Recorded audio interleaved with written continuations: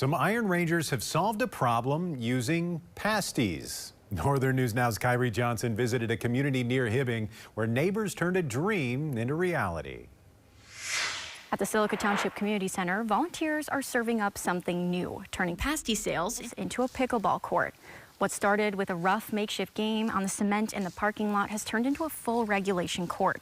And it's all made possible by the volunteers who pushed to make this community dream a reality. 2 years ago, it started with a simple problem. And so you're driving, 20 minutes to go play. And we were like, wouldn't it be great if we had a court at our community center? At first, the pickleballers made it work, painting lines on the old lot and putting up a portable net. But interest quickly outpaced court quality. It's like, if you build it, they will come. To pay for a new court, volunteers sold pasties again and again. Without that help, we wouldn't have been able to make over 1,200 pasties each time we made them.